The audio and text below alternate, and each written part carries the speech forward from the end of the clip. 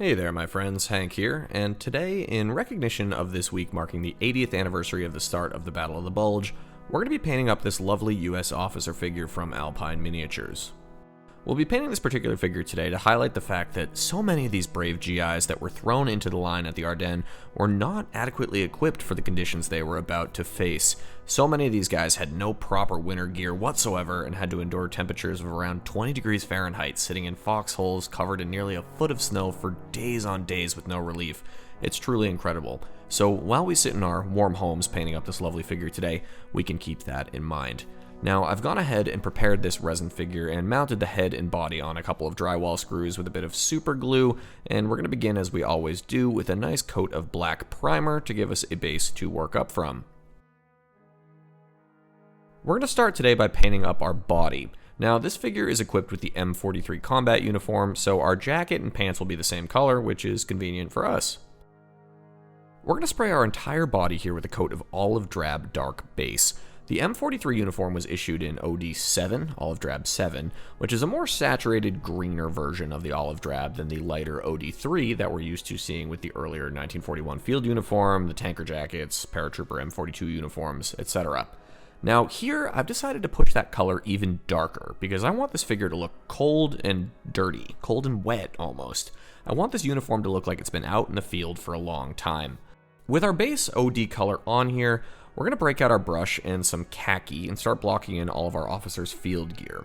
This Vallejo khaki is essentially that OD3, Olive Drab 3 that I mentioned earlier, and that's what we're going to use to paint all this up in. His spare mag pouch on the front here, his musette bag, his canteen cover, all can be painted up in khaki. Just go slow and try not to overpaint onto the uniform itself. With all of our packs painted up, let's switch over to some flat black now and paint in our officer's grease gun. This is the M3 grease gun rather than the later M3A1, and you can tell because it still has the little external charging handle molded in there. A very nice touch from the folks over at Alpine. And while we've got our black loaded up, we can also cover in the top of his canteen. Next, let's load up some camo medium brown and carefully paint in our figure's gloves. Standard USGI wool gloves would have been a greener color on the outside with leather palms, but I decided to go with an overall brown here to push the contrast a little bit down in 1/35th scale. Up next, we can take some red leather and block in his boots. Yes, these do look very bright right now, but stick with me, we'll be knocking down this color a bit during our weathering phase, all part of the process. Here we're going to take some olive drab, just our regular olive drab this time, and paint in the scabbard of his M3 trench knife. And we'll use that same olive drab to paint in the body of this Mark II grenade as well. Let's shift back to our red leather here and paint up the handle of our officer's M3 knife. And then we'll take a little bit of that flat black again and pencil in the guard of the knife. We can also go around and dot in all the snaps and buckles on our field gear with that same flat black.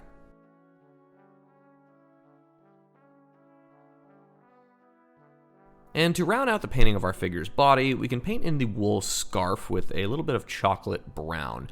I seem to have drifted out of frame for this part, sorry about that. And for a very last touch, we'll draw in a small line of zinc chromate yellow along the top of our grenade. Now, with our body all painted up, we can switch gears up to our head before we move on to weathering the full figure. We're going to begin by spraying our helmet with the same olive drab dark base that we used for our uniform.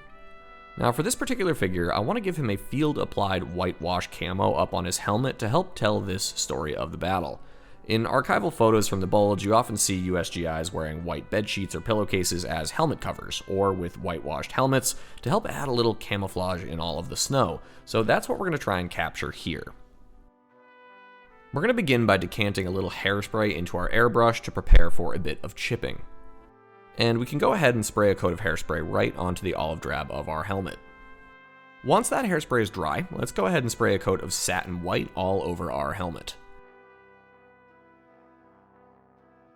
Now, using a stiff bristled brush and a bit of tap water, we can reactivate our hairspray and start gently chipping off some of our whitewash to make it look like this helmet's been taken on and off and some of the paint has been rubbed off during regular use.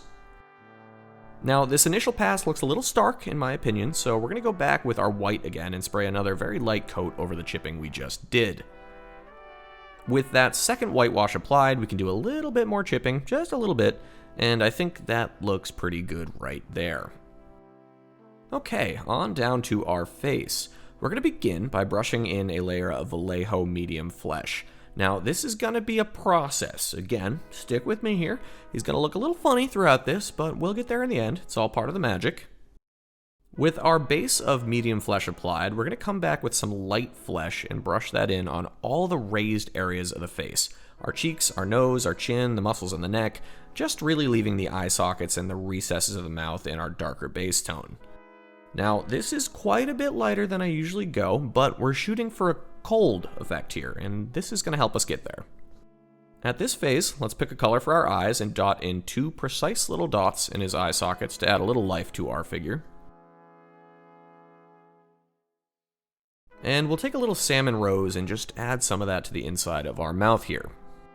So, now that our fella looks like he's wearing a very thick coat of sunscreen, let's fix that. Here's where the magic's going to start to happen. Let's load up our brush with some light red rust wash, and we're going to let that flow all over the face sculpt.